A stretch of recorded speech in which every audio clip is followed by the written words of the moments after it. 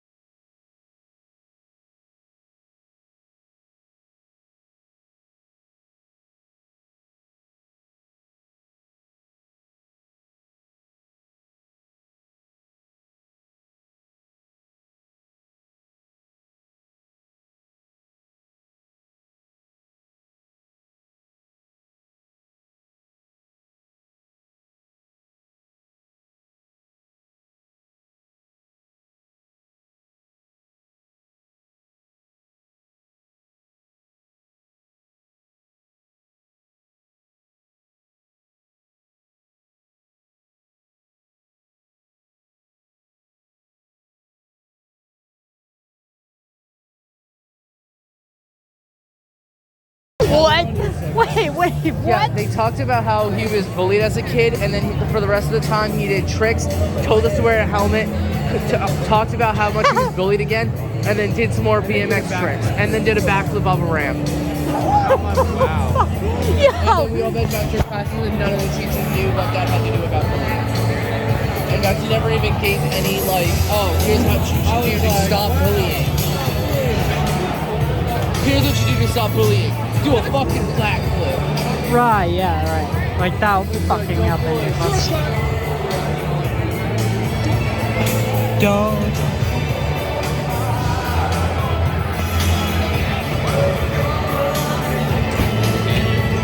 Oh, it's fun.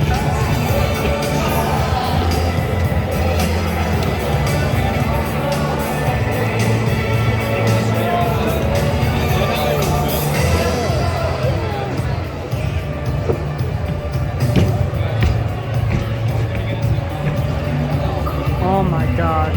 What is this shit? Yeah. No, yeah. He pulled out a fake dart gun. The fuck?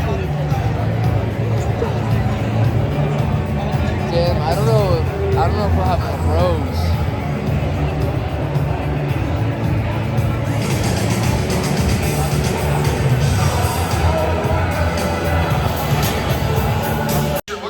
Chase all your goals. I call it chainsaws, cheeseburgers, and rock and roll. What could it possibly have to do with you? It's hoping to inspire you to chase your dreams too.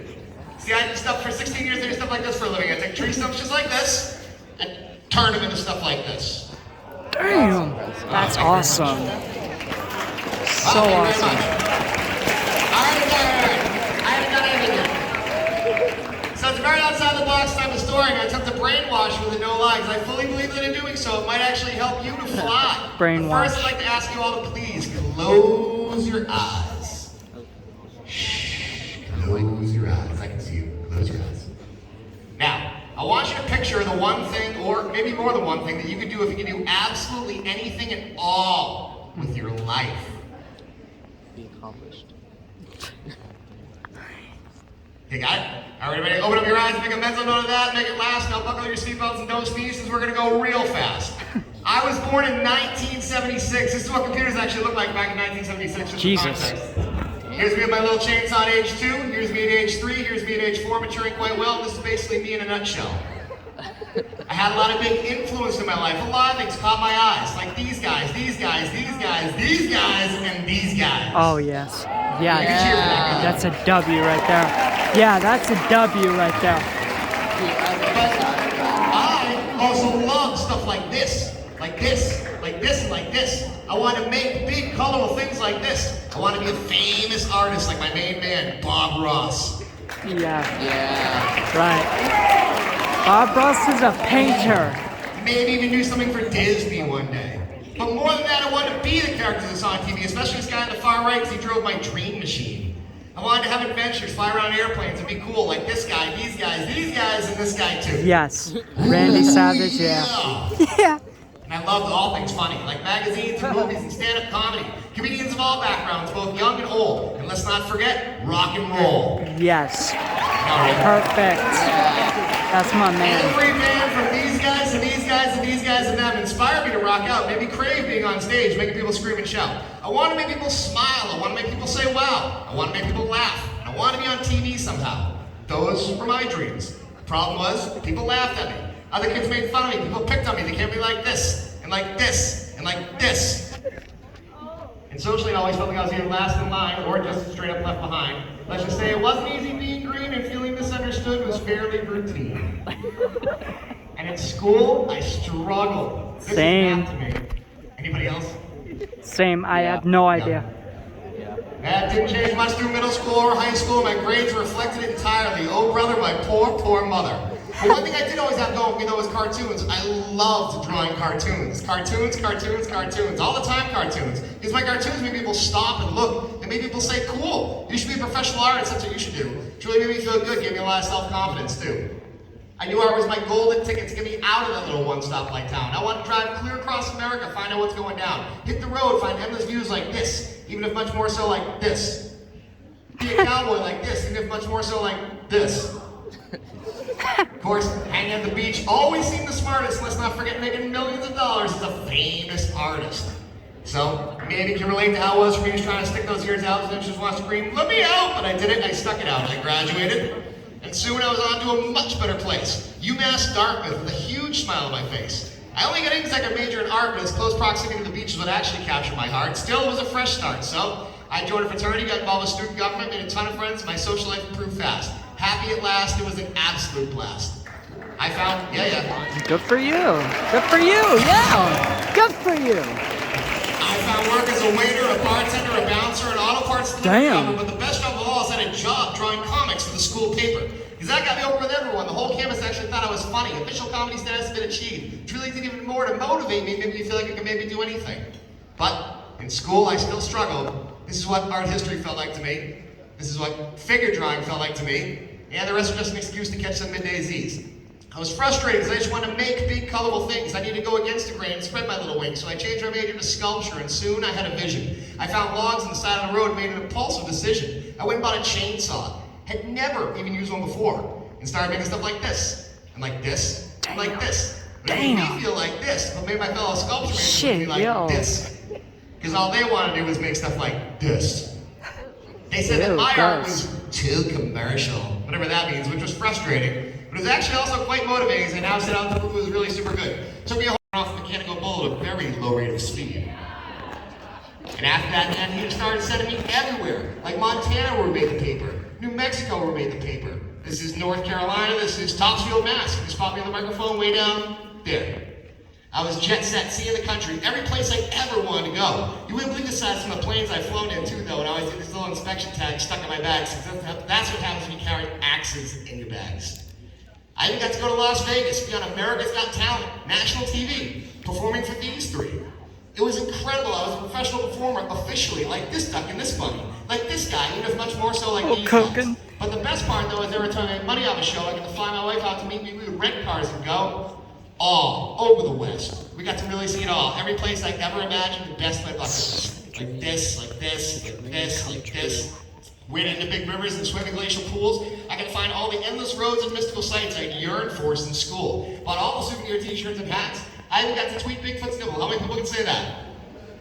And when I was sitting in Waffle House, dining on deliciousness, thinking about how I could have just easily still been doing this, that's when I knew I was really on the right path. I had wanted. It was pretty happiness. But, that way's the wrong way to start a chainsaw. I'm just gonna tell you now in case you ever do decide to try. Don't do it like that. But back to this, I still didn't know which way to turn. I knew I still had a lot left to learn, so I decided to reach out for somebody who could help me, somebody who could maybe hand me the golden key and kind of tell me everything. So I picked up the phone and called the next closest chainsaw guy to me, and when I got him on the phone, he let me know real fast what he thought of the idea of help site. Something I thought would be different, bold, flashy, and funny. Something I thought would make everyone want to hire me, which is probably why professional web designers everywhere hated my website. They all seemed to sing the same song. They looked at me with total disdain and said, you're doing it wrong. And I was like, but I can't be, because people are throwing sculpture products at me like this, and like this, and like this, and like this. That got me on the front page of the paper in Boston TV News. I bought a little flip camera and started making videos for YouTube. After a while, I started to feel like money was growing just on like trees. this I one. Give it my chainsaw and cut it out with ease. Then pose for a picture after and say cheese. And we knew we was doing something right in town. We now called our home. We found kids' artwork around town that actually mimicked my own. People would have whole parties around me doing their chainsaw sculptures. I was doing live events and things are going great. My wife was proud of me, my parents were proud of me, and it all just kind of felt like fate. We climbed out of our massive debt hole, bought the house of our dreams. We finally had everything in life we could really need, including his and her offices and a nice studio for me. I even had custom built my fantasy dream machine. Damn. Oh, no, not that. This. Oh. Remember? You still use that van? Really?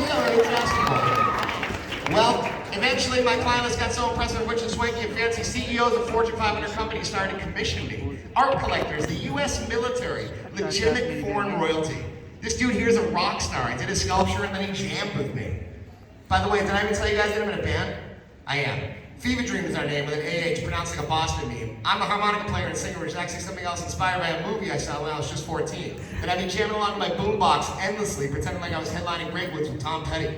That is until I got my We're first car. musicians. Then I used to drive into Cambridge to Harvard Square because I somehow found out I could play with street musicians there. Some were even actually kind of famous at the time, which was amazing. They made me feel like I was flying. So I set off on a quest to find a band to call my very own. I was looking everywhere, high and low. Every place I would visit, every state that I would go. I must have jammed with over 100 different acts. And everyone seemed to like it yet. Time was going by and I still could not find a band. Eventually one day I woke up and realized 10 years had passed me by and I still had no band.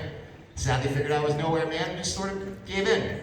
And that, ironically, is when the new door opened. And long story short, I got a phone call letting me form my own band. And it was a very fortunate time in human history too, man, because thanks to another brand new invention at the time of a digital bulletin board called MySpace, which is the original social media place, we were actually able to market our band from little stages to bigger stages, to bigger stages still, to bigger stages still, to bigger stages still, to bigger stages still. That's Gillette Stadium. With our name up in lights, on posters in the press, t-shirts, bathroom bumper stickers, and online showbills. We've cut CDs, multiple albums, had our songs played on the radio, and not to be braggadocious, right now is even a place where you get delicious honey buffalo barbecue chicken wings that are named after us. Say that 5 times fast. We've now had, this is year 23 years of long lines down the block, people just waiting to hear us play. Sometimes even celebrities will come out to rage. That's crazy. Yeah. That's nuts. Yo! That's nuts! Nice guy. And rock, and rock, and rock, and rock the night away. Sometimes just for fun, I'll camp my band when it's all said and done. Greatest side job ever. In music, I truly feel like I've won. I like the man as we set out to build up my brand. Day and night at toil, burning my candle at both ends, 24/7. We got me grants to do stuff like this, and like this, and like this, and like this. We got me on NPR and even bigger newspaper spreads. More television, even a commercial for a local car dealership guy, which was like, whoa. The word of mouth was strong, and people happily told us so. Although we were looking everywhere for something to help us find a TV show, we weren't finding anything, and time was going by so slow. I mean, don't get me wrong, we found plenty of snake oil salesmen, fakers, phonies, jackals instead. The kind of people out there willing to bite your face off just to get ahead. 5 years of looking, and nothing. Until eventually I started to feel very desperate, which made me feel very stupid, which made me feel very angry, and eventually I just gave in again. And that, of course, is when a new door opened. And long story short, an angel walked in. This guy. Damn. Hang on, I'll put a sax in hand and give him more fly. Now, this guy was a real deal TV guy from Real Deal TV, and apparently he'd been watching me. And he was on Facebook, and he liked what he'd seen, and he was so real that he had a connection to another, even bigger Real Deal TV guy. This guy. Now, this guy is a Real Deal TV guy. So I knew I hit the jackpot with this guy and this guy. So I signed a contract with those two, and all of a sudden hope was renewed. Next thing you know, we were pitching networks in New York City, which felt like this to me. Actually, like this. Well, more like this. Now, you know, hang on, like this. And it was good timing too, because I soon found out this was happening. Does everybody know what this is? A chain. A baby. That's right. It's a very dangerous baby. And thank you. And I was up in Maine doing this project on the beach, just checking out the stars, they had my name, and all of a sudden I got a call that changed it all. It was this guy calling, telling me the show had been sold to the National Geographic Channel, OMG, as in National Geographic Magazine, as in the National Geographic Society. The people with the boats and the space and the safaris and the really, really big money. $2 million they're willing to put into a show called American Chainsaw that was all about me. I was like, what, are you kidding me? He's like, yep, the pig had flown. We were headed for TV. It felt like this and it felt like this. It felt like this and it felt like this. It was the greatest night of my life. Great. I had no idea it was such a crazy roller coaster ride. The next thing happens was a long contract negotiations with Nat Geo, which is terrifying. All the waiting around for attorneys to do things, you feel like you're dying. Can't believe you knew your site, you trust me, but eventually, the lawyers did make a deal. It was victory, so surreal. And when a bunch of producers showed up at our doorstep in no time, I knew truly then, Kansas, this one's Jesus, a bucket list thing for me. My take on the world's most famous man. Oh, this girl's about to have a baby. Hurry up, give me the fan, give me the fan. Oh, the fan. Stuff like this, and like this, and like this, and like this, and like this bench. And a lot of people out there really seem to like this desk. I've done school mascots like this, and college mascots like this, and business mascots like this, and this, and this, and this. And in case I thought I hadn't come far, I actually carved this one live at NASCAR on USA ABC. But I'm really especially proud of stuff I've done for vets, like this one, and this one was about as humbling as it gets. Oh, let's not forget this one. This one got a lot of attention online. This one went viral overnight. Got me into the Washington Post on 70 plus other websites, which felt like this. Then when the Patriots won the Super Bowl for the 6th time, I went back and changed all the rings to be Patriots rings. And that got another 1 million views online. But I will admit to you here and now, but totally on the chainsaw side. You see, when I say I went back and changed all the rings, what I really mean is I changed them on Photoshop. See? Because it was just supposed to be a meme to me, but a lot of people out there sure took it very literally, so please just let it be a quick lesson to you. Don't believe everything that you see on the internet machine. But one thing you can't believe is all the commercials all this got me, like one did for Carhartt, 47 brand. They did a whole worldwide commercial series for ESPN and the Boston Red Sox versus the New York Yankees, man. It looked like this. This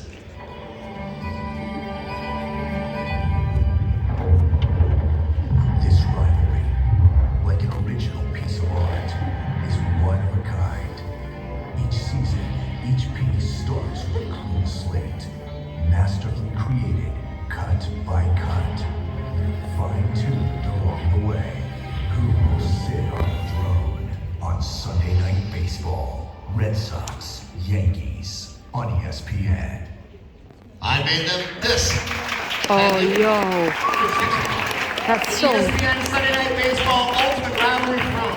We actually did a series of 4 international commercials the producers and I co-wrote. And they took it down to ESPN where it still lives on today, but before that they brought it down to the Bronx. Then up to Fenway Park and we shot a bunch of stuff there too. Wicked cool. For a kid who grew up loving baseball, it was another dream come true. Topped off only by being my daughter's first ever game that she got to go see. Her first ever big league game will forever and always be the game where the throne was carved by her daddy. That's priceless to me. And in case you're wondering why I just put up a slide of Winking Mickey, it's because P.S. ESPN is actually also Disney. Because Disney owns ESPN. So check it off the list. Achieving that little childhood dream felt like this. And this was the best. A few years ago, I got asked to give a big-time college commencement address for Keene State College up here in New Hampshire, no less. And for it, I still can't believe they actually gave me an honorary Doctor of Arts degree, which means people now actually refer to me as Dr. the Machine Jesse Green, which is crazy. Or, as my daughter likes to call me, Dr. Burger Belly. You know, and this whole becoming doctor thing, this wasn't even part of my plan. So, now I'm selling COVID shots on the side out of the back of my van. Just kidding, man. But what it really does is it helps with this. See, this is my favorite thing. Motivational speaking. I love doing this because if I can actually positively affect anybody else's thinking, that's really gets my blood pumping now, so I feel like I'm really doing something. And thanks to another new invention that I assume by now we've all seen, plus the sound booth I built in my office back during that big quarantine, I can actually now reach anyone, anywhere in the entire world online with this show. So, it's pretty much no limits all anymore as far as I'm concerned, you know? I'll tell you, man, it's been quite a ride, but the thing that's really made me realize is that anything in life is possible, especially with patience. And there's a lot more important things than just making money is. It's really got much more to do with just getting to live your most valued experiences. And of course, moments like this, and this, and this, and this. Oh, come on. Just getting to be with my parents and make the most out of life, or just being entertained by my very unpredictable wife. It's finding the courage to chase my dreams that actually enabled me to be. Opportunities are like cheeseburgers. Of course. Yeah. Great. Of course I'll you do. take everyone I can ever possibly get, because each one's a heavenly experience I almost never regret. But also because, hey, they die quickly if not eaten. And also because, well, some are big, some are small, some are basic, and some have it all. Like bacon. Bacon. Some are going to seem like they're barely even big enough to hit the spot. If you collect enough of them, you'll have a lot, which is a lot more than you'll have if not. And if no one out there offers you any opportunities to seize, make them yourself. Just be sure to add extra cheese. Because if you just believe in yourself and have pride, reach for your potential with everything on the inside, make no excuses, work hard, be nice, and shoot for the sky, then you never know where you might go. How do I know? Because I was this kid who, despite a few stumbling blocks, still became this guy. While people who laughed at me and told me not to try, didn't get quite so high. But that's none of my business, right? Your moment is going to be coming very soon, and the next move will be up to you. So what would you like to do? So with that, I'm going to wish good luck to you, remind you to eat all the cheeseburgers you can before they're gone, visualize your plan, crank the music up in your van, and rock on. Thanks for coming out with me this ride. Believe it or not, you just watched 1,165 slides. That's all, folks. Thank you very much. Yeah! Yeah, that's amazing. You guys are awesome.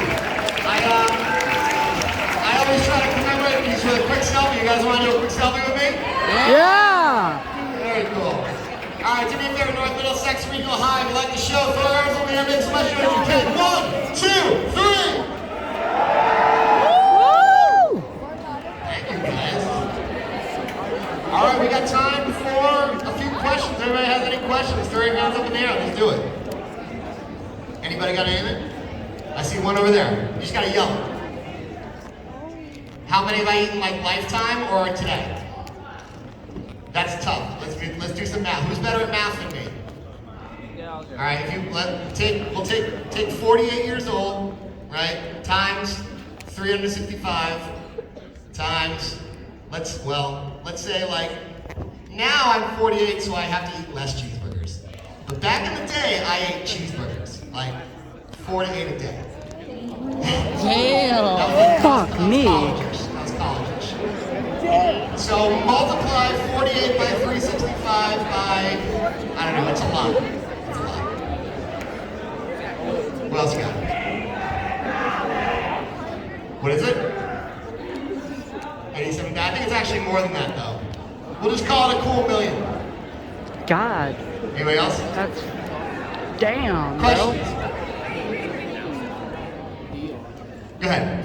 What's your preferred model of chainsaw? Preferred model of chainsaw? Husqvarna 395 XP. There it is. Yeah. You know, sometimes steel guys, are you into chainsaws? Yeah. Sometimes steel people will be like, well, steel is, and I'm like, but Husqvarna is the most powerful off-the-rack chainsaw money can buy. And they're like, well, yeah. And I'm like, well, then the argument's over. How about right next to you? Go ahead. One more time? A little louder. What about my band? Sing something? Without my band, it's gonna sound bad. Come on. I don't think it's worth it. We played Boston the other night. I'm still recovering. In the back, they're ready. What's that? Any instruments? Do I play any instruments? I play harmonica. Yeah. Which is not usually thought of as an, I mean, people just kind of overlook the harmonica, but I've made a 30-year career out of it at this point. In the back corner.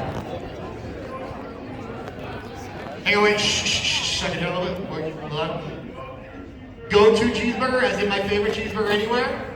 All right, man, I have been everywhere. I've tried them all. I consider myself a connoisseur, and for my money, the best cheeseburger in the entire world is Five Guys. Oh, yeah. If you have a follow-up question to Five Guys, I'd be happy to answer that. Five Guys, Look huh? in the back there. Good. Hang on, wait, shh. Yell a little bit. Something I wouldn't put in my cheeseburger? Anything healthy? Of course. Because I can do that any other time. But I do. I miss somebody. Who else got something? Yo, James. Anybody? Go ahead.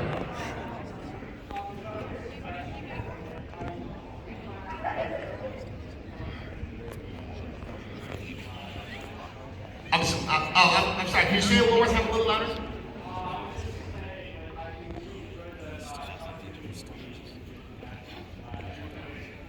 Thanks, man. I appreciate that very much. I appreciate that very much. I hope you guys like it. Oh, you got your report to somebody? Go ahead.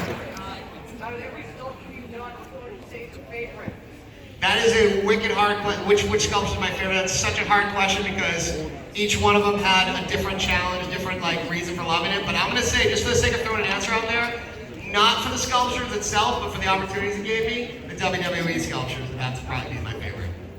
Just because it got me there, it got me where I always wanted to be. Go ahead. Go-to side, fries, onion rings. I got that. Anybody else got anything really good? Good. How many what? You know, I never kept track. It's somewhere in its thousands. Damn. By the way, when you guys go, down here on this Rubbermaid is my cards, my website. Feel free to take one if you're a junior or above. I recommend my book. It's awesome. You'll love it. Anybody else before we go? Okay. Okay guys, I'm home now, so I hope you all did like the video. Please subscribe as well, because I would really like it if you did. And I'll see you all later. Bye bye.